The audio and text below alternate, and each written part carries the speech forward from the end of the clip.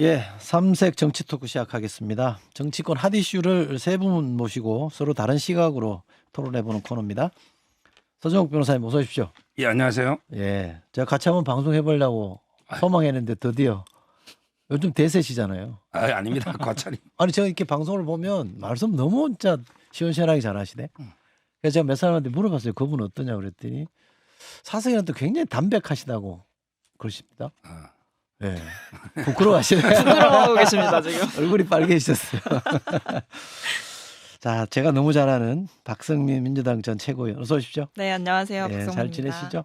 네, 잘 예. 지내고 있습니다. 저는 청와대 수석할 때 저랑 같이 일했습니다. 각별한 사이입니다. 예.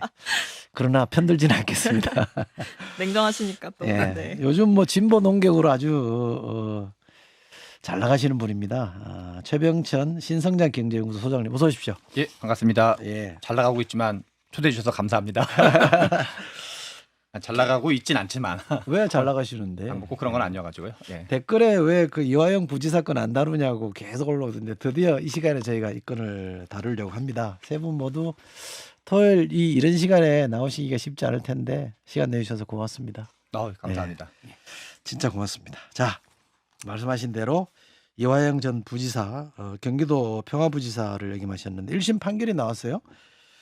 징역 9년 6개월이면 10년쯤 되는 거니까 굉장히 중형인데 변호사님 중형이잖아요. 그죠? 예. 근데 이렇게 되면 여러분들이 조금 신경 쓰일 것 같은데 이게 지금 뭔가 대가성이 있다는 걸로 확인한 거죠. 그렇죠. 그러니까 돈 주고 뭔가를 받으려고 했다. 이거죠. 예. 바로 이제 그 방북 대가. 결국 저는 한마디로 이제 이화영이 유죄면 이재명도 유죄다. 그렇게 되나? 이게 제가 한 말이 아니고 예. 이화영의 변호사 김현철 변호사하고 김광민 이분들이 그 마지막 변론할 때 한 말이에요. 실제 저는 어제 판결 보면 뭐 이재명 지사에게 직접 보고했다는 거는 쓸 필요가 없잖아요. 그 표현은 없지만 그러나 군데군데 보면 상당히 이재명 대표에게 아주 결정적으로 불리한 판결이에요. 대표적인 게 김성태 회장의 진술은 믿을 만하다. 이 말은 이제 신빙성이 있다는 말은 이재명 대표한테는 결정적으로 불리한 거고요. 네. 그다음에 그 북한에요. 네. 실제 그 800만 불 간 것도 맞아요. 다만 이제 외국환 관리법의 그 규정 요건 때문에 실제는 이제 394만 달러만 외국환 관리 위반이지만 실제 그 다른 방법 환칙이나 다른 방법으로 이게 또 북한의 그 노동당 말고 다른 데도 갔기 때문에 800만 불이 간 게 맞고 500만 불은 이제 스마트팜, 300만 불은 방북비다. 이게 사실상 인정된 겁니다. 그다음에 마지막으로 이화영 부지사가 옛날 영장이에요. 17번 보고한 건 오거든요. 네. 수시로 이제 평화부지사로 영입했고 이 중요한 일을 지사한테 보고 안 하고 단독 추진한다? 상식에 반하죠. 아마 이제 그 수차례 보고한 것도 노입니다. 따라서 이제 결정이 불리한 거예요. 알겠습니다. 두 분은 변호사가 아니라서 약간 법적인 거 불리할 수도 있겠는데. 근데 예. 네, 근데 일단 변호사님께서 언급하신 것 중에 뭐 이화영이 유죄면 이재명도 유죄다 이 말씀을 많이들 이제 보수 쪽에서 언급을 하시는데 이건 맥락을 좀 봐야 돼요. 그러니까 당시에 그 변호사 측에서 선고 연기를 요청을 하면서 왜냐하면 당시 이제 재판부가 바뀌면서 제대로 재판 기록을 안 읽어보고 온 것 아니냐. 그러니까 충분하게 이 사태의 사안의 본질을 제대로 못 읽고 온 것 아니냐. 그러니까 충분히 좀 검토를 하고 판단을 해달라. 이렇게 이야기를 하면서 얘기가 나왔던 것이고 그거는 이화영 부지사가 유죄면 이재명 대표도 유죄다라고 단정적으로 얘기한 게 아니라 전체적인 맥락은 이화영 부지사 개인의 사건으로만 볼 수 없고 이건 결국 야당의 잠재적인 대권 주자와 연결된 사안이기 때문에 충분한 검토와 좀 제대로 사실관계를 인지를 하고 재판을 하는 것이 맞다 이렇게 얘기를 하신 것이라서 그걸 그대로 차용하기에는 전 좀 무리가 있다라고 보여지고요. 네. 말씀해주신 대로 두 가지가 사실은 키였죠. 하나는 이제 방북 비용 대납이 인정되냐 마냐. 그다음에 두 번째가 이재명 지사한테 보고를 했냐. 근데 일단 두 번째 건 안 달아졌어요. 그러니까 사실 재판부가 판단을 할 수도 있었는데 제가 봤을 때 일부러 안 한 것 같고요. 그리고 이것을 인정할 만한 구체적인 증거도 저는 없었다고 보여집니다. 결국 그 보고를 했다의 증거는 이화영 부지사만이 제시할 수 있는 것인데 없잖아요. 뭐 진술이 중간에 바뀌고 하는 거를 증거로 인정하기는 무리였을 테니까 그건 없는 거고 방북 비용 대납은 인정을 받았죠. 근데 다만 여기서의 쟁점은 이제 이화영 전 부지사가 개인적으로 뭔가 평화부지사라는 직책을 달았기 때문에 의혹을 과잉으로 내서 이것을 독자적으로 좀 처리를 했느냐, 이 부분을 좀 더 따져봐야 되는 게 남아 있는 거고, 어쨌든 2심이 있으니까 조금 더 지켜봐야 되는 시점이 아닌가 싶습니다. 아, 이거 사법 판결문 열심히 공부하셨네. 변호사가 아니면 열심히 봐야 됩니다. 그러니까 소장님은요? 저는 그 방금 말씀하신 대로 이제 그 대북 비용 부분을 인정한 게 일단 가장 중요한 점인 것 같고요. 그게 그리고 그 인정하는 과정은 이제 언론 기사에 의하면 신빙성을 어떻게 볼 거냐 해서 여러 가지 신빙성이 있었고, 그리고 또 실은 영수증도 있다는 거예요. 그 경기도 관계자 영수증이 있었고, 송명철 조선 아태위 실장이 했던 영수증이 있어가지고 단지 그냥 영수증에 의존한 건 아니고, 그러니까 그냥 진술에 의존한 건 아니고 약간 물증도 있다 그럴까요? 그래서 그걸 종합적으로 고려한 건데, 다만 우리 지금 이제 우리 박성민 전 최고위원께서 말씀하신 것처럼 다만 보고와 관련된 팩트는 아직 사실관계 여부는 충분히 되지 않았기 때문에 그런데 이제 보고하지 않고 경기도 부지사가 독단적으로 이 기업체를 만나면서 이런 정도의 사이즈의 일을 한다는 게 상식적이진 않은 면이 또 한편 있어가지고 그 네. 부분이 아마 논란의 핵심이 되지 않을까 싶습니다. 잠깐 분위기를 식히기 위해서 우리 박성민 비서관 저랑 일할 때 저한테 보고 안 하고 일하는 거 있죠? 없어요? 라고는 말을 못하겠지만 분위기 푸는 얘기였습니다. 네. 자, 그나저나 이제 사업적인 얘기는 이 정도로 하시고, 이게 이제 정치적 파장이 워낙 큰 건인데 박성민 최고위원이 보시기에는 이게 민주당의 상황으로 어떻게 연결될 것 같은데요? 입지가 좀 흔들리나요? 이재명 대표가?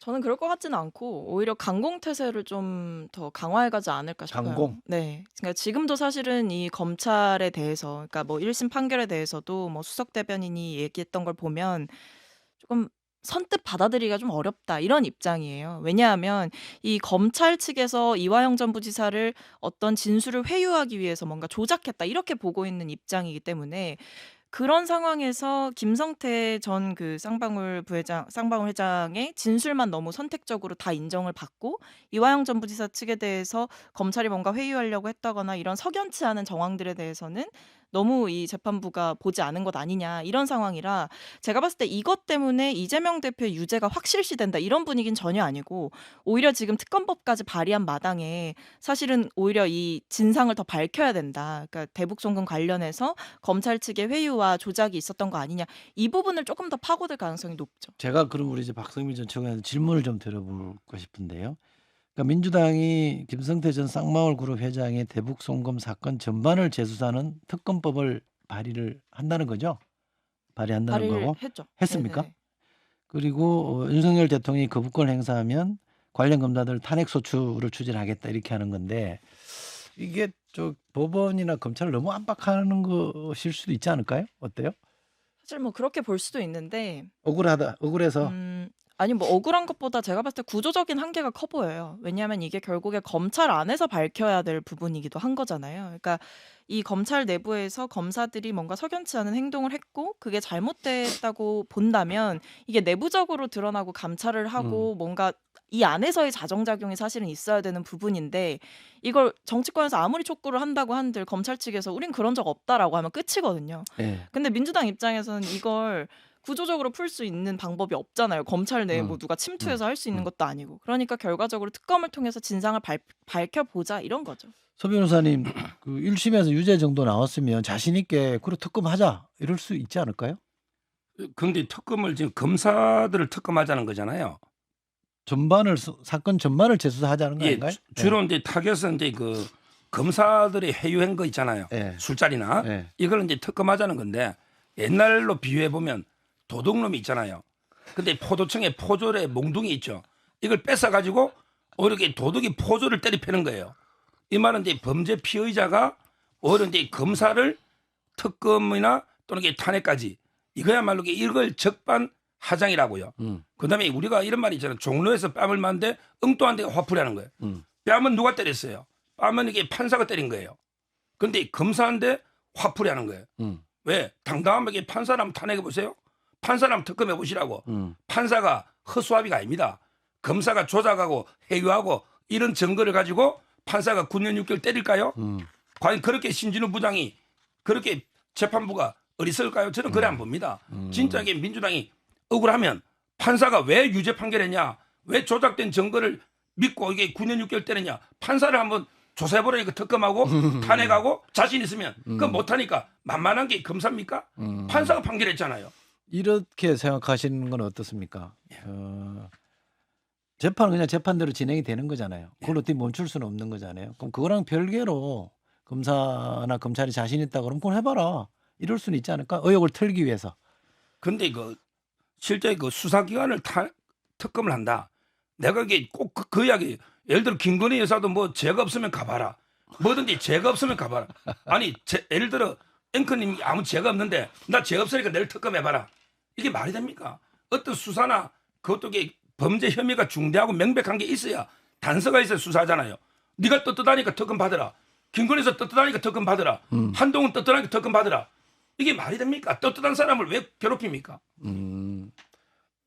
저는 우리 약간 이제 정치라는 게 여러 가지 뭐 좋은 나라 만드는 것도 있지만 어떤 게임의 속성이 좀 있거든요. 네. 근데 이번 사건을 이재명 대표 입장에서 역지사지해 가지고 현재 둘러싼 거를 어떤 대통령 선거라는 큰 게임 선상에 봤을 때 이재명 대표에게 관심 있는 게 뭘까? 이걸 어떻게 대응하려고 할까? 그런 걸 좀 생각을 해보면 이 뭐 저도 이제 여기저기 정치 다른 프로그램 나가기도 하지만 그 이화영 전 지사의 그 검찰 회유 논란, 술자리 파티 논란, 그게 이제 한두 달 전쯤에 이제 꽤 오랜 기간 이제 여러 가지 얘기가 많이 됐었죠. 네. 그리고 민주당이 좀 너무 좀 약간 과한 대응 아니야? 싶을 정도로 이제 왜냐면 그 술자리 했던 위치도 바뀌고 뭐 종목도 바뀌고 뭐 음식 종류도 바뀌고 뭐 약간 이제 육하원 측에서 왜라는 것 빼고 거의 다 바뀌었거든요. 그 회유하려고 했다라는 것만 빼고. 그래서 좀 약간 무리하네. 근데 약간 그런 왜 무리하는 걸 할까? 그래서 제가 보기에는 이재명 대표 입장에서는 대권과도에서 가장 큰 장애물 중에 하나를 이 대북송금 이슈로 보고 있는 것 같고 대북송금 이슈로 보고 있어가지고 저는 이 지금 그리고 검사를 특검하겠다는 게 어떤 거냐면 나를 수사하고 있는데 사실상 수사하는 검사를 특검하는 거거든요. 핵심 나머지 군 얘기들 다 제거하고 보면 그러면 근데 특검을 해서 탄핵 소추하면 실은 그 실익이 있어요. 어떤 실익이 있냐면 우리가 지난번 이상민 그 행자부 장관을 해봤지만 그 대통령 특검은 과반발이 3분의 2 통과인데 장관이나 검사는 이게 차원이 좀 다르거든요. 그냥 100명 이상이 발의하고 과반이면 이게 통과가 돼요. 통과가 되면 직무정지를 시킬 수가 있어요. 6개월 동안. 약간 단순하게 말하면 대선까지 봤을 때 그냥 한 6개월 정도 검사 활동을 중지시켜 놓으면 수사하는 쪽을 그러면 이재명 대표 입장에선 3심까지 안 나오는 게 중요한 거지 지금. 약간 시간 끌기 작전이라 그럴까요? 그런 점에서 좀 저는 약간 그 대선이라는 게임의 관점에서 좀 뭐가 이 어떤 국민들이 생각하기엔 좀 저거 좀 너무 센데? 라는 그런 과감한 근데 이런 대응을 하고 질문 있는 게 드릴 수 아닌가. 있을 것 같아요. 제가 자꾸 질문만 네. 드려서 이상한데 만약에 그렇다면 재판은 재판대로 갈 텐데 검사를 탄핵한다고 해서 재판이 지연되나요? 아니죠. 그러니까 저는 이제 지금 이재명 대표의 거는 사법적 이슈에 대한 정무적 대응이 그냥 한마디로 말하면 다 그거라 생각이 드는데 재판이 지연 안 되지만 검사들이 움직이는 게 중단되잖아요. 여러 가지 자료도 만들어야 되고 다시 그 항소도 해야 되고 뭐 2심을 가야 되는데 네. 그 팀을 중단시켜 놓으면 우리가 그걸 아는 사람들이 그 사람들이잖아요. 얼마 전에 저기 김건희 여사 관련된 수사팀을 다 교체시켜 버렸잖아요. 윤석열 대통령이. 네. 그것도 여러 가지가 있겠지만 한번 일단 바꿔놓으면 새로 이렇게 뭐 그 기본 육하원칙이라든가 아는 것만도 세월이 어느 정도 걸린다고 봐야 되거든요. 그러니까 수사뿐만 아니라 공소 유지에도 영향을 줄 수 있다. 그렇죠. 뭐 그래서 이런 그거를 말씀이신 시간 거죠? 끌기 자체가 제 생각엔 좀 알겠습니다. 발로. 근데 일단 제가 봤을 때 오히려 제가 이 최병철 소장님의 말씀을 들었을 때 이해했던 건 오히려 이게 재판의 이 실무적인 절차를 중지시키고 뭐 이럴 수는 아마 없을 거예요. 그건 어려울 거고 이런 거죠. 이제 검찰의 수사 내용 자체에 대한 신뢰성을 총체적으로 저하시키는 방향으로 갈 수는 있죠. 그러니까 이런 행위들이 뭐 목적이 그렇다는 게 아니라 어쨌든 민주당에서는 뭐 진술 회유, 뭐 검찰의 회유 압박이 있었다 이렇게 보는 거 하나. 그다음에 뭐 쌍방울 관련한 판단에서도 그 쌍방울이 대북 사업을 내세워서 좀 주가 조작을 했던 정황이 담긴 국정원 보고서가 있다. 이런 이야기도 하고 있기 때문에 이런 부분이 고려가 된 판단이 맞느냐 이런 얘기도 하고 있는 것이고 어쨌든 이화영 전 부지사의 폭로를 믿는 민주당의 입장에서는 결국 그 부분도 따져봐야 되는 거 아니냐. 그러니까 지금 검찰의 수사, 이 대북 송금 관련한 이 수사가 어떤 실체적 진실을 규명하기 위한 공명정대한 수사라기보다는 차기 대권 주자 였고 과거 대권 주자였던 이재명 대표를 겨냥한 일종의 사법 사냥이 아니냐 이렇게 보고 있는 것이죠. 그러니까 이 부분과 관련해서 짚어보자, 따져보자. 그러니까 특검을 통해서 진실을 두고 한번 싸워보자 이런 것인 거고 제가 봤을 때 그래서 오히려 이 부분이 마치 뭐 재판을 중단시키고 이러는 게 아니라 제가 볼 때 정치적으로 정무적으로 뭔가 판단을 한다면 이 검찰의 수사가 뭔가 잘못되었다라는 메시지를 대중에게 주는 방식으로 이런 방식들을 택한 거라고 봐야죠. 예. 이 건은 이 정도 할까요? 네. 이제 뭐 재판은 계속 진행이 될 것이고 또 의혹이 제기되어 있으면 거기에 대해서 또 어떤 반응이 있을 수 있으니까요. 자, 민주당 얘기 조금 다른 얘기 좀 해볼까요? 지금 당헌 당규 바꾸는 문제 때문에 좀 시끌시끌 하더니 이재명 대표가 본인 임기와 관련된 당헌 개정을 하지 말자 이렇게 정리를 한 것 같아요. 왜 그런 거죠? 그러니까 원래 또 좀 이런 의중을 내비치셨다고는 그래요? 해요. 그러니까 네. 이게 뭐 그럼 비공개 아래 사람들이 자꾸 뭘 한 거군요. 근데 보면 제가 본 언론 기사에서도 이 최고위에서 비공개 최고위에서 아침에 이제 이 대표께서 얘기를 꺼내신 거예요. 이거 하지 말자. 그랬는데 이제 정청래 수석 최고위원이 뭐 반대를 해서 이렇게 끝맺음을 못하고 끝났다고 하더라고요. 그러니까 네. 이런 식으로 어쨌든 이 대표의 의중은 뭐 여러 기사에서 확인됐듯이 이 부분 논란이 될 거면 굳이 안 해도 된다라는 입장인데 이제 다른 뭐 최고위원들이나 다른 분들이 계속 얘기를 하고 있는 것 같아요. 근데 저는 대표께서 이렇게 물러섰는데 굳이 여기에 대해서 다른 분들이 강경하게 나갈 이유는 없다라고 생각을 하고 그리고 아마 이 대표께서도 그 당내 여론을 인식을 아마 하셨을 텐데 저는 그중에서 소위 말하는 그 7인회 그러니까 본인과 정말 가까운 인사들이 이 부분에 대해서 좀 충언을 하는 게 어느 정도 작동을 하지 않나 싶어요. 특히 최근에 김영진 의원이 단독 인터뷰를 해서 약간 좀 강하게 얘기를 하셨죠. 뭐 이재명 대표가 계속 설탕만 먹으면 이가 다 썩을 수 있다. 이렇게 좀 소위 말하는 촌철살인을 하셨기 때문에 저는 이 부분을 고려를 하지 않을 수가 없었을 것이다. 그래서 이쯤에서 이거는 좀 빼는 게 좋지 않나라는 생각이에요. 저도. 정리될 것 같아요. 어때요? 대표께서 의지가 있으시면 정리를 해야죠. 어떻게 근데 보세요? 저는 네, 당헌이라는 게 그 나라로 치면 헌법이잖아요. 그렇죠. 네. 근데 그 현직 대통령이 헌법을 자기한테 유리하게 하기 위해서 마음대로 헌법을 뜯어곤친다. 이거하고 이게 똑같잖아. 비유컨대. 따라서 이제 그 당헌 개정은 말이 안 되는데 근데 저는 여기서 한 발 더 나아가야 돼요. 연임을 포기해야 됩니다. 아, 연임. 예. 왜요? 대통령도 이제 단임제인데 네. 우리 김대중 대통령이 그때 총재 겸할 때 연임 외에는 연임의 역사가 없습니다. 근데 당헌에 금지 규정은 없잖아요. 없죠. 연임. 예. 근데 그 자꾸 이게 관행이란 게 있잖아요. 이제까지 아마 김대중 대통령 이후에 김대중 대통령 좀 특수한 사정이 있었고 그때는 총재를 겸직했잖아요. 대통령이. 그렇죠. 그 이후에는 연임이 없어요. 네. 법에 없다 해도 이게 관행이란 게 있잖아요. 네. 저는 왜 이번에 연임을 욕심내느냐. 결국 이것도 이게 저는 본인의 방탄으로 봐요. 본인이 당대표직을 유지해야 내가 이게 방탄, 국회 이런 거 의도로 보거든요. 왜 민주당에 그 많은 170 몇 석 중에 대표할 만한 사람이 없습니까? 왜 이재명 대표가 연임을 해야 됩니까? 저는 모든 거는 거기서부터 분란이 생기는 거고요. 아마 그걸 포기하면 당헌이고 뭐고 좀 이게 깨끗하게 정리되지 않을까. 만약에 무리하게 밀어붙이면 나중에 8월 달에 엄청나게 역풍이 올 겁니다. 저도 정치권에 이제 관여하고 뭐 지켜본 지가 오래됐는데 요즘은 관행이라는 게 잘 안 지켜지는 뉴노멀의 시대 여야를 아니겠습니까? 막론하고 그죠? 그 여야를 막론하고 뉴노멀 시대라 뭐가 잘 안 지켜지더라고요. 근데 이 사안은 제가 보기엔 좀 두 가지를 구분해서 일단 봐야 될 것 같은데요.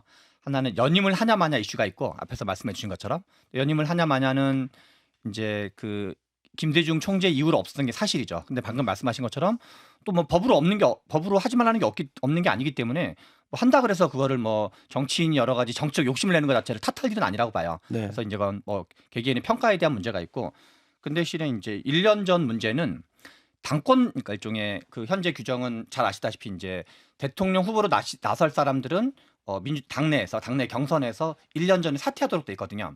근데 이 두 가지 사안을 좀 구분해야 되는 거죠. 지금 이재명 대표가 안 하겠다는 건 후자를 안 하겠다고 하는 건데 후자는 왜 집어넣은 거냐면 당권 대권 분리라는 것 때문인 거고 당권 대권을 왜 분리하냐면 당내 대선 후보 경선을 해야 되는데 경선을 하는데 그 현직 당 대표가 대선 후보이면서 당권을 다 가지고 있으면 어떤 대선의 공정성 문제거든요. 그 이 다른 당권자 그러니까 당 대표가 아닌 후보자 입장에서는 야 당신들은 다 당 조직을 다 장악하고 있는 거 아니냐라는 그런 것 때문에 그래서 뭐라 그럴까 이렇게 마치 그 대통령이 그 대통령이 지명한 사람이 선관위가 하는 구성한 거랑 비슷하다 그럴까요? 굳이 약간 그 비유한다 그러면 그래서 이 자체가 너무 무리한 거였었기 때문에 지금 뭐 김영진 그 의원이라든가 이런 분들이 얘기한 건 아니 연임에 대해서 문제 제기한 게 아니라 그거는 좀 약간 당권 대권 물리는 또 다른 하나의 전통이고 그거는 이제 뭐랄까 이게 대선의 공정성 문제, 경선의 공정성 문제이기 때문에 그것까지 건드린 건 좀 너무 과한 거 아니냐.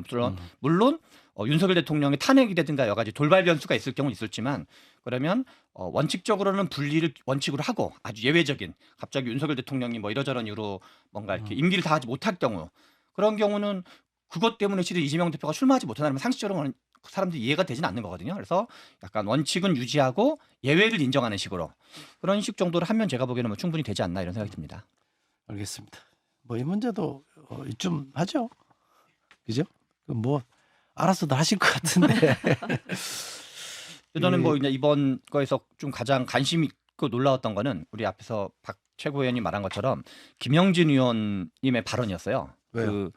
그러니까 설탕을 너무 많이 먹으면 이가 썩는다 그래가지고 약간 이제 지금 바로 직전까지는 어떤 소위 말한 친명으로 분류되셨던 분인데 자세한 내막은 아직 알 수 없겠지만 뭐 정성호 의원은 원래도 약간 쓴소리 많이 하셨었고 근데 뭐 김영진 의원이 뭔가 이렇게 더민주 혁신회의에 대한 약간 비판적인 얘기라든가 하면서 그게 내부에서 역할 분담을 하신 건지 레드팀 한 건지 아니면 그냥 개인적 소신 발언을 한지까지는 잘 모르겠는데 그 자체가 일단 좀 매우 좋은 모습이었다. 그런 게 어떤 되게 좋게 보였습니다. 그런 사람도 좋게 보세요? 쏜소리 하는 거. 예. 그렇죠. 이거는 이제 모처럼 쓴소리 한 건데요. 근데 저는 7인회든 뭐 철음회든 이번에 더민주 혁신회의든 이런 게 사조직 좀 없어요. 이게 붕당 정신합니다. 지금 붕당? 7인회 예. 붕당. 예. 당 내에서 다시 이게 파벌을 만드는 거죠. 근데 7인회가 다 몰락했더라고요. 이번에 김병욱 의원은 김원회는 떨어졌죠. 몰랐겠어요? 예, 김병욱 의원 떨어졌어요. 그다음에 임종성 의원은 재판이 봉투까지 계속 받고 있고요. 예. 그다음에 김남구 의원은 코인으로 갔고요. 그다음에 문지석 의원은 농지법으로 처벌됐는데 당선은 됐지만 재판 중에 있고. 그다음에 이규면 의원도 날라갔잖아요. 지금 현재 7인회 중에 당선된 사람은 3명인데, 근데 거의 뿔뿔이 흩어졌잖아요. 이게 맞고 그다음에 전 처음에도 많이 떨어졌거든요. 이제 더민주 혁신회의가 또 당내에서 이번에 2기 출범하면서 늘었어요. 40명 가까이. 이런 식으로 저는 정당 내에 또 파당을 만드는 거 이거는 이게 도움이 안 됩니다. 그걸 지적하고 싶어요. 근데 뭐 그걸 약간 사조직이라고 얘기하기는 좀 그렇고. 공부를 너무 열심히 하시는 것 같습니다. 네, 감사했습니다. 아니 뭐 더민주혁신회 같은 것도 어쨌든 당에서 출범하는 거잖아요. 당내 인사들이 모여가지고 뭐 이거 뒤에서 막 흑막처럼 하는 게 아니라 공식적으로 뭐 모집도 하고 2기 모집도 하고 뭐 이렇게 하는 조직인데 그걸 뭐 사조직이다 이렇게 하는 건 좀 과한 것 같습니다. 확실히 우리 서 변호사님 말씀을 좀 쉽게 하시는 것 같아요. 몰락했다, 갔다, 뭐 날라갔다, 뭐 이런 갔다 막 이런 주말 아침에. 그 제가 정작 질문 드리고 싶은 거는 여권에서도 사실 선소리하는 사람이 좀 많이 나와야 되잖아요. 예. 그리고 그 위에 계신 분들이 들어야 되잖아요. 그분 어떻게 평가하세요? 그렇죠. 여권은 이제 뭐 워낙 있잖아요. 유승민 듣는 척도 안 하시는 것 같은데. 근데 저는 쓴소리의 개념을 이래 봐요. 네. 쓴소리라는 거는 이게 잘한 거는 잘했다고 음. 못한 거는 못했다 하는 거. 이게 쓴소리예요. 저 같은 사람이 윤 대통령 쓴소리 많이 합니다. 하세요? 예, 99% 칭찬하고 1% 쓴소리. 그게 무슨 선소리예요? 1%. 아니요. 근데 유승민 의원처럼 옛날에 이준석 대표처럼 100% 대통령이 하는 건 뭐든 잘못돼서 이거는 비난이지 쓴소리가 아닙니다. 우리가 쓴소리 할 때도 영린을 건드리면 안 되고 잘한 거 칭찬하다가 한 번씩 못한 걸 진정성 있게 호소하면요. 대통령이 잘 받아들입니다. 쓴소리 아니고 쓴소리. 예. 쓴소리. 알겠습니다. 좀 하고 뭐 그 김영진 의원의 그런 걸 언론이 주목하면서 이른바 친명계가 분화되는 거 아니냐 이런 얘기도 하던데 이건 앞으로 좀 저희가 다뤄볼 기회가 있을 것 같으니까 그때 더 얘기하는 걸로 하고요. 국민의힘 얘기 좀 해볼게요. 국민의힘도 좀 아직 정돈이 안 되고 좀 어수선하는 것 같아 보이던데 지도 체제는 어떻게 되는 거예요? 아마 이제 그 집단 지도 체제는요. 네. 봉숭아 학당이 되네요.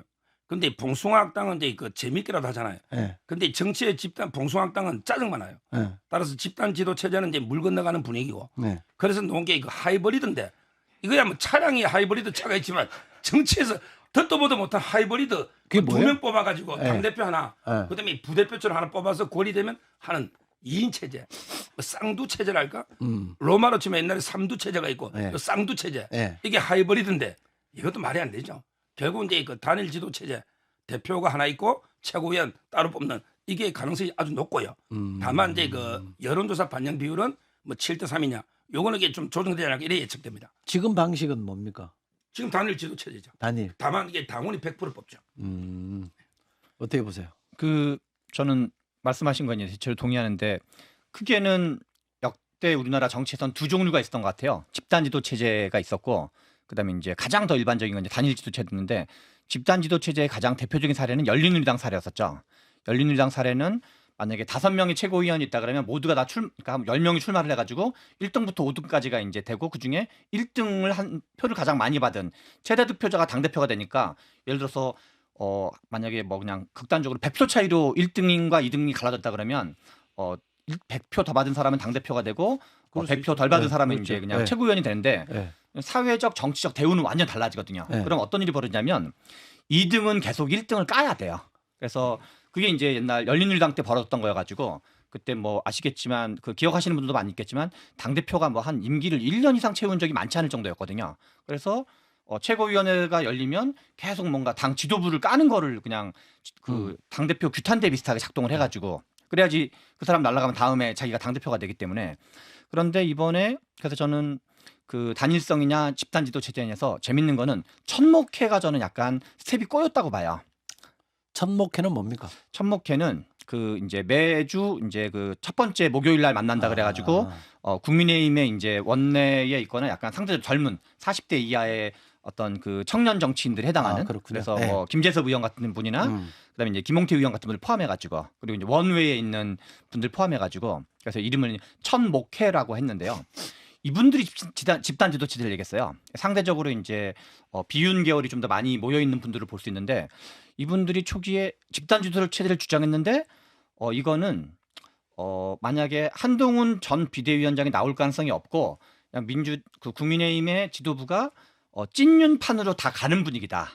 그때는 집단 지도 체제가 의미가 있어요. 약간 그래도 견제라도 해볼 수 있는 게 있으니까 한두 명이라도 집어넣을 수가 있거든요.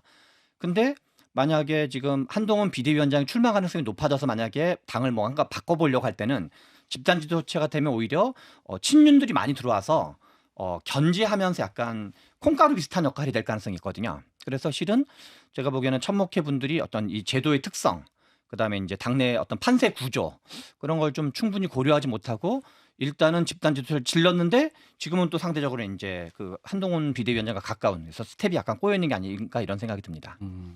근데 저는 지금 국민의힘에서 논의되고 있는 이 여러 지도 체제의 논의는 결국 되게 그럴듯한 말들로 좀 포장을 하지만 저는 결국 한동훈 실어를 좀 우아하게 표현하고 있다고 봐요. 그러니까 한동훈 전 비대위원장에게 절대 반지 주기 싫다라는 거죠. 한동훈 전 비대위원장이 독주하는 것도 싫고 한동훈 전 비대위원장을 막기에는 룰이 별로 그렇게 중요하지 않은 상황인 것 같으니 뭐 민심을 넣든 당심을 100%로 하든 어쨌든 어대한 아니냐 지금 이렇게 판단을 한 것 같기 때문에 결국 한동훈 전 비대위원장을 막기 위해서 온갖 방법이 동원되고 있는 시점이라 과연 이 논의가 정말 그 정치와 뭐 정당의 민주주의의 그 본질에 가까운 거냐 뭐 그렇게 보이지는 않는다라는 생각입니다. 소변 선생님한테 돌발 질문. 예. 용산에서 한동훈 위원장 나오는 거 싫어합니까? 아닙니다. 좋아합니까? 이제는 이제 그 윤 대통령의 마음은 예. 엄정 중립입니다. 확실합니까? 예. 그럼 제가 여러 루트로 처음에 이제 뭐 사적인 감정은 이제 그 잘 안 풀릴 겁니다. 예. 근데 그 공적인 관계이기 때문에 한동훈 위원장도 이제 그 사적으로 옛날처럼 이게 윤석열 대통령 눈에는 안 아플 정도로 이런 거는 못 돌아갈 거예요. 그건 아니고. 그건 힘들어요. 예. 그렇지만 이게 대표가 되고 대통령이면 공적으로는 그냥 불가근 불가원 정도로 유지하면 되는 거죠. 아마 근데 그 대통령실은 이번에 전당대회 개입할 이유도 없고 솔직히 개입할 힘도 없어요. 선거적으로 이게 무슨 힘이 있습니까? 옛날처럼 이게 뭐 김기현 대표 눌러 앉힐 수도 없고 따라서 이제 이번에는 엄정 중립 오로지 당원의 뜻이 맡긴다. 한동훈이 되더라면 돼도 이게 공적으로는 원만하게 갈 수 있죠.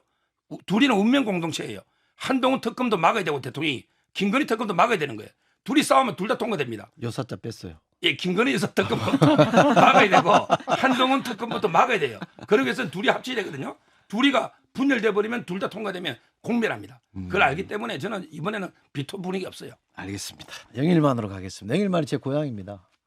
제가 경북 영일 출신. 한때 제가 줄 잘못 쓴 영포라인으로 우리 대통령 덕분에 좀 많이 고향이 다시 젠주목 받게 됐습니다. 그렇죠. 예. 네. 포항 앞바다 유전 개발 문제가 정치권 핫 이슈가 됐는데 저는 개인적으로 진행하지만 소회를 먼저 말씀드리면 왜 이게 나는 정치권에 논란이 되는지 잘 모르겠어요. 우선 첫째는 석유가 난다 그러면 좋은 일이고 그리고 아직은 뭐 발표대로 하면 20%밖에 안 되는데 그게 어느 날 갑자기 대통령께서 나와서 깜짝 발표를 할 일인가 또 그게 저는 의아스럽고 또 그거 막 서로 공방을 하고 있는 게 저는 좀 야, 우리 정치권이 이렇게 가면 안 된다는 생각을 좀 들게 하는 사안인데 변호사님부터 말문을 좀 열어주시고 어떻게 봐야 됩니까? 저는 대통령이 직접 발표를 자꾸 비판하는데 이게 국가적으로 엄청난 게 대사업이고요. 추가로 예산이 뭐 한 7천억 가까이 들어갈 수 있는 엄청난 규모잖아요. 그리고 책임도 이게 만약에 잘못되면 대통령이 져야죠. 이걸 뭐 공무원들을 고발하기 말이 안 되고 따라서 저는 대통령이 당당하게 내 소신껏 시추하고 안 되면 내가 책임질게 정치적 이래서 이게 발표했다. 뭐 저는 당당한 태도로 보고 있고요. 그다음에 야당이 이재명 대표나 조국 대표는 뭐 우리나라의 미래를 묻거든 뭐 천공을 보게 하라. 이 말도 안 되게 천공이 배후에 있는 것처럼 이렇게 비난하고 있고요. 그다음에 이재명 대표도 10중 8구 실패할 텐데 이게 뭐 엑스포 아니냐 이런 식으로 비난 저주 비방을 퍼붓고 있습니다. 왜 그럽니까? 이분들에게 석유 넣으면 윤석열 대통령 지지율 오를 것이면 걱정입니까? 오히려 안 넣기를 바라는 겁니까? 이래서는 안 되잖아요. 7천억 비용이 들지만 이게 실패하더라도 노하우, 축적 기술이 축적됩니다. 그리고 이재명 대표 제가 공소장을 봤더니 배임죄하고 부당 이해 충돌이 총 금액이 1조 3,425억입니다. 1조 3,425억. 그 절반이면 투자할 수 있잖아요. 왜 그렇게 비난합니까? 본인은 그 재판받는 비용이 그렇다는 거죠. 우리 북해 유전도 3%였어요. 북해 유전도 3%였어요. 예. 근데 성공했잖아요. 예. 저는 영일 만에 기적이 날 거로 봐요. 영일 만에 기적. 제가 제일 친한 친구가 영일만 친구가 있어요. 네. 제일 친한 친구도 저도 고향이 대구 합천이거든요. 예. 그래서 저는 영일 만의 기적을 우리 국민이 차분하게 지켜보면서 냉정히 판단해 자꾸 정치적으로 공격하는 이 야당이 문제예요. 우선 석유 나오면 대통령 지지율 올라갑니까? 야당에서는 그렇게 생각하는 모양이지. 그러니까 비방하잖아. 안 나오기 바라는 것처럼 마치. 근데 엄청 한참 뒤잖아요. 내년이면 나오죠 대충 감이. 내년이면 결과 나와요? 대충, 결과- 아니, 아니, 완전히 상업성 몰라도 내년이면 대충 이게 매장량 이런 거는 결과가 나오죠. 근데 그래도 경제성 평가는 또 좀 다른 거니까. 저 같으면 제가 이제 아까 그 말씀 왜 드리냐면 제가 청와대 옆에 수석을 하면서 대통령 옆에 있어봤기 때문에 어떤 사안이 올라오면 대통령이 최종 결정하시는 분이잖아요. 그러니까 최대한 신중하게 접근하려고 많이 애를 쓰거든요. 만약 잘못됐을 때 부담이 다 고스란히 가기 때문에 그래서 제가 통상적으로 이해했던 행정 프로세스로 보면 좀 엉뚱해 보이는 건 사실입니다. 솔직히.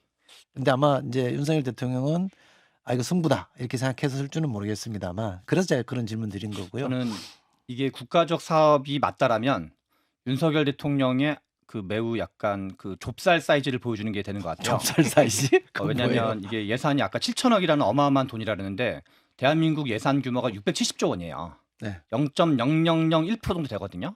그리고 뭐 146만 배럴인가 뭐 등등이 그거 다 나온다 하더라도 그게 우리나라 경제 사이즈로 치면 어마어마하게 대단한 그게 아니거든요. 노르웨이에 있는 북해 유전이랑 비교할 게 아니고 그리고 이제 이게 우리가 그 박정희 대통령 옛날 얘기했을 때 국가 사이즈는 우리나라가 1인당 1,000달러가 된 게 실은 1977년이었는데 1인당 1,000달러 미만이던 시절에 국가 사이즈의 관점을 가지고 이 33,000달러 시대에 이게 무슨 뭐 우리나라가 그냥 먹고 살 수 있는 것처럼 얘기하는 것 자체가 제가 보기엔 좀 과한 거고 그리고 그래서 이게 그러니까 지금 이게 정치적 쟁점이 되는 거는 그러니까 말씀하신 대로 민주당이 좀 과다하게 하는 측면도 있을 수 있지만 갑자기 그 대성 TV 토론 때 왕자를 손에다 박혀서 등장하셨는데 얘가 또 그리 갑니까? 나중에 용산을 갑자기 이전하는데 용산을 왜 이렇게 무리하면서까지 이전을 할까? 그런데 갑자기 또 홍범도 이전을 하는데 갑자기 왜 그 1943년도에 돌아가신 분이 그때는 미국과 소련이 연합국이었는데 같이 이분을 왜 빨갱이를 몰까? 그래서 윤석열 대통령이 뭘 하실 때 야 저거는 좀 좌우를 떠나가지고 진보 보수를 떠나서 이해 안 가는 의사결정이 몇 개 있었거든요. 제가 보기에는 이것도 아니 이게 다 말이 사실이라 하더라도 이게 대통령이 기자회견 할 사안인가. 더군다나 불통 이미지로 다른 국가 중대 사안은 아무것도 얘기 안 하다가 지금 김건희 여사는 개고기금지법에 해가지고 나름 성과를 냈는데 저는 요 그 윤석열 대통령은 뭔가 지금 이 예산 7천억 사이즈죠. 0.0001%에 어떤 대통령의 무슨 정치적 승부수를 던진다는 것 자체가 좀 약간 특이하다 너무 제가 보기에는 그런 점에서 야당이 이거 뭔가 또 쇼 같다. 뭔가 이렇게 약간 홍범도 그런 거 비슷한 것 같다 하니까 야 이거 우리가 약간 판돈을 얹어도 이거 무조건 남는 장사일 확률이 높다. 왜냐하면 80%는 안 나올 거니까. 그래서 민주당은 80% 확률에 제가 보기에는 배팅을 한 게 아닌가 그런 생각이 듭니다. 우리 최 소장님은 양쪽을 다 까면 피곤하지 않으세요? 뭐 피곤할 수도 있고 아닐 수도 많이 있고. 시달리죠. 예. 양쪽에서 시달리죠. 아니 뭐 시달리는 건 별로 제가 그 없습니다. 심정 압니다. 예. 실제로는 뭐 별로 피곤하진 않습니다.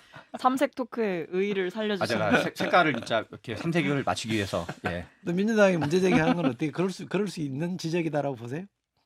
그러니까 일단은 대통령의 기자회견, 그러니까 국정브리핑이라는 거를 총선 참패 이후에 뭐 처음 하신 거잖아요. 근데 일단 뭐 간단하게 앞에서도 언급을 해주셨지만 뭐 최혜병 특검법, 김건희 여사 특검법, 하다못해 당시에 이제 북한 관련된 오물풍선 얼마나 할 얘기가 많은데, 그러니까 그리고 대통령의 그 입장을 듣고 싶어하는 첨예한 사안들이 많은데 굳이 끝이 차분히 지켜봐 주십시오로 끝나는 국정브리핑을 했어야 됐냐라는 거죠. 결말이 그거잖아요. 차분히 지켜봐 주십시오.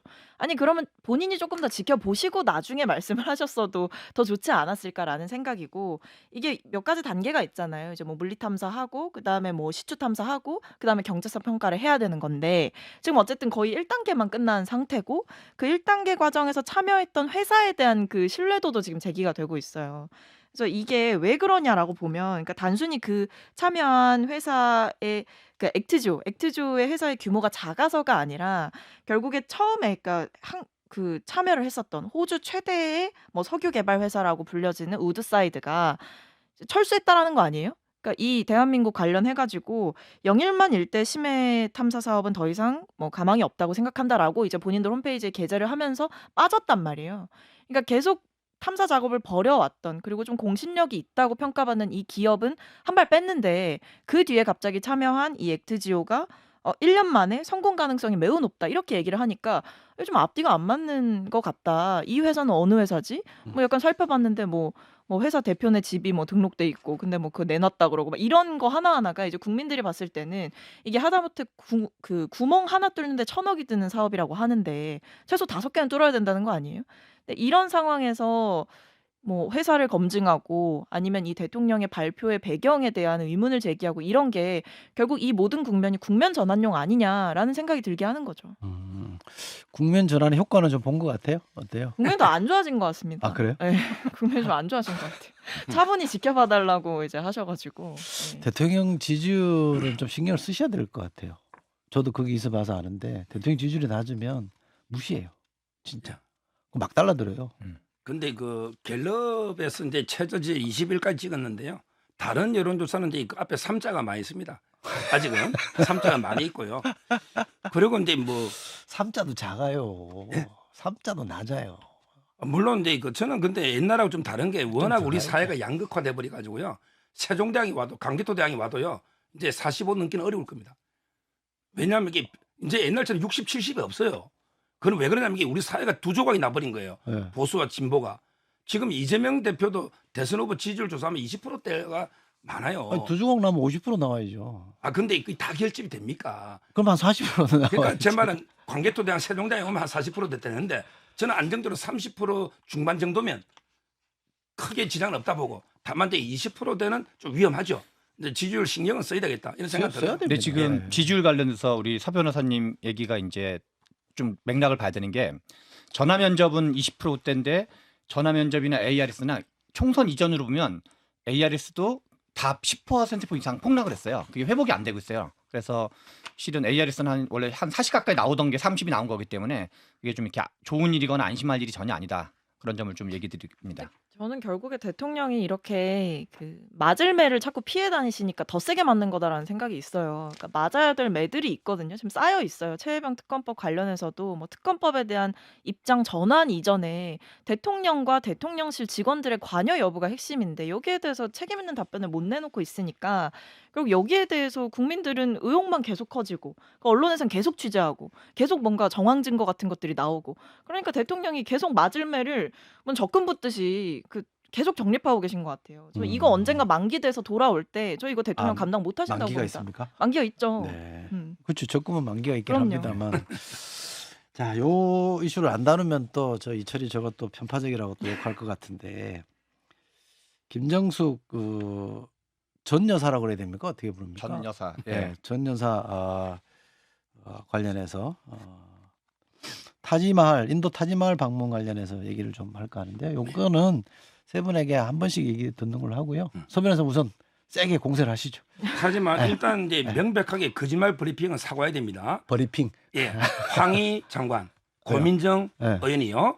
타지 마을 방문이 인도에 가가지고 예. 갑자기 인도가 요청해서 갑자기 결정된 것처럼 예. 설명한 거는 명백한 허위입니다. 예. 그거는 이제 떠나기 전에 다 순방표라든지 계획된 건 나왔잖아요. 그거 첫째 사과하고 네. 그다음에 두 번째 이해식 대변인 있잖아요. 예. 이분이 공식 수행원 있잖아요. 도종환이 공식 수행이다. 이거는 또 가짜입니다.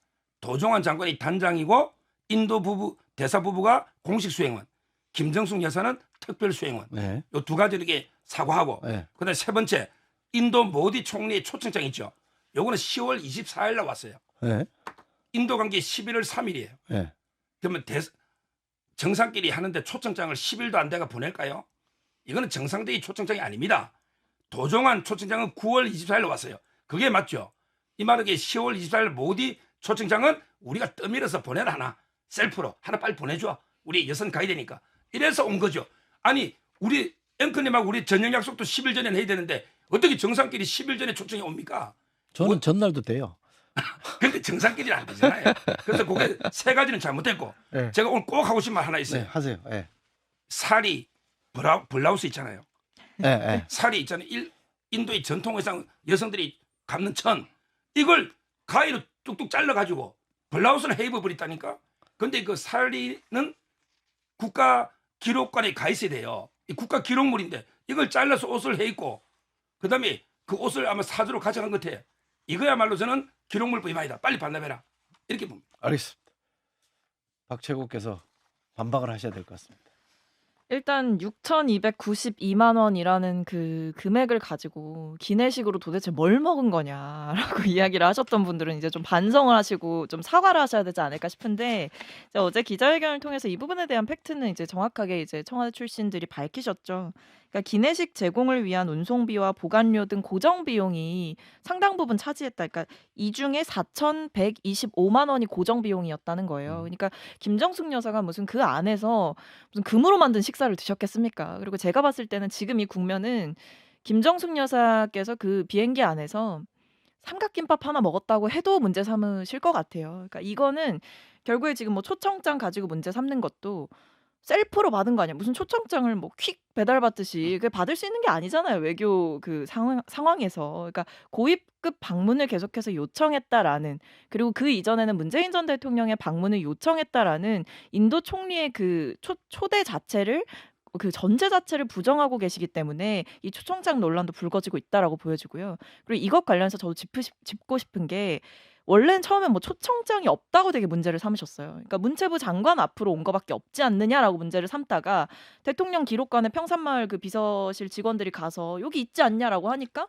그때부터 또 갑자기 초청장 온 시기가 이상하다라고 문제를 삼기 시작했고 마지막으로 타지마할 방문 가지고 이야기를 하시는데 그 외교의 일정 중에 타지마할 방문만 있었던 게 아니잖아요.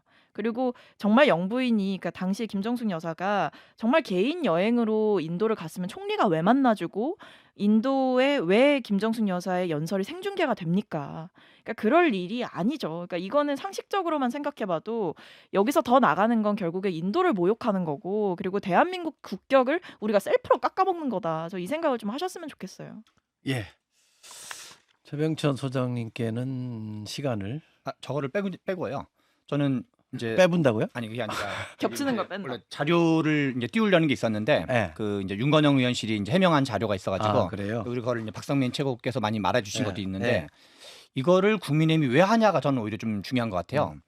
그게 그 이제 명품백 수수 논란으로 또는 이제 그 해외에 순방을 하셨을 때 여러 가지 이제 뭐 그 해외 유명한 명품 매장을 돌아다니는 거라든가 등등이 이제 SNS 돌아다닌 적이 있는데 약간 지금 김정숙 여사를 공격하는 게 공격이 최선의 수비인 것도 있는데 또 약간 좀 다른 뉘앙스로는 야 너네도 그러는 거 아니냐 우리만 약간 뭐 뇌물 뭐 명품백 하거나 그런 게 아니라 너네도 뭔가 이상한 거 이렇게 하는 거 아닌가라는 물타기다. 뉘앙스를 담고 있는데 저는 그런 게 결국은 이렇게 한 박자 있다가 김건희 여사 이슈를 계속 키워주는 거라 생각을 해요. 지금 당장은 김정숙 여사를 공격하는 것처럼 보이지만 이 소위 말하는 프레임, 어떤 프레임을 계속 여사 프레임이라는 걸 점점 키워줘가지고 저는 이게 뭐 설령 아주 사소한 전투나 말싸움에서 뭐 국민의힘 말이 일리가 있는 게 있다 하더라도 이게 정말 윤석열 대통령한테 도움이 되는 건지 국민의힘 또는 김건희 여사한테 도움이 되는 건지 좀 생각을 해볼 필요가 있지 않나 이런 생각이 듭니다. 알겠습니다. 삼색 정치 토크 저는 참 재밌는데요. 세 분 다 열정적으로 또 잘 정리해 오셔서 말씀 주신 게 저에게 또 방송 들으신 우리 청취자분들께 큰 도움이 되지 않았나 싶습니다. 아쉽지만 오늘 토론 여기서 마무리하겠습니다. 최병천 신성장 경제연구 소장님 고맙습니다. 네, 감사합니다. 박성민 민주당 전 최고위원님 고맙습니다. 네, 감사합니다. 서정욱 변호사님 고맙습니다. 예, 감사합니다. 예.